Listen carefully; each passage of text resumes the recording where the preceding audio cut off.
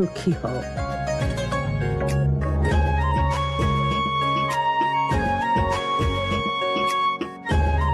খুব সুন্দর দেখাচ্ছে ফুল তোমাকে।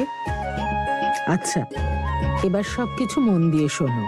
এই পুজোটা সন্তান প্রাপ্ত হওয়ার জন্য খুব জরুরি। তারা এই পুজোটার ব্যাপারে জানতে পারার আগে, এই শুভ কাজে বাধা দেওয়ার আগে তুমি পুজো শুরু করে দাও। এসো মা, এখানে এসো।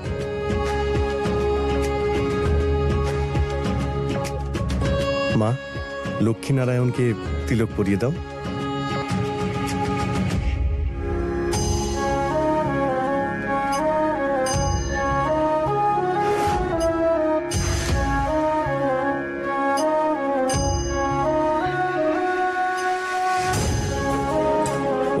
জয় জগদীশ হরে, স্বামী জয় জগদীশ হরে। ভক্ত জনকে সংকট, দাস জনকে সংকট ক্ষণমে দূর করে। ওং জয় জগদীশ হরে।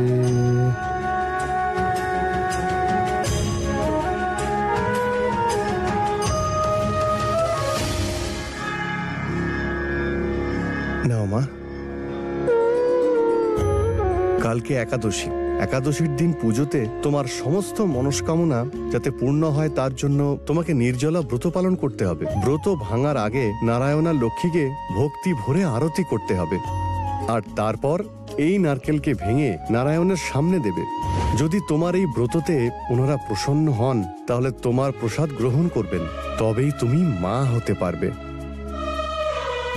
এই নারকেলটাকে সাবধানে রেখো মা। এটাতে স্বস্তিক চিহ্ন এঁকে দিই, যাতে এটা পরে চিনতে পারি।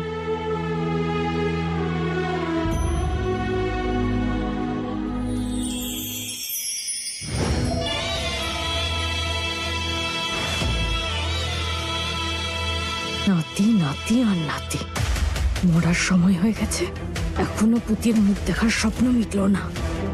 সুযোগ একবার পেলেই হলো। নতুন নতুন মন্ত্র তন্ত্র টোটকাও করতেই থাকেন। সব ঈশ্বরকে পৃথিবীতে টেনে আনলেও এই ফুলকে আমি মা হতে দেব না।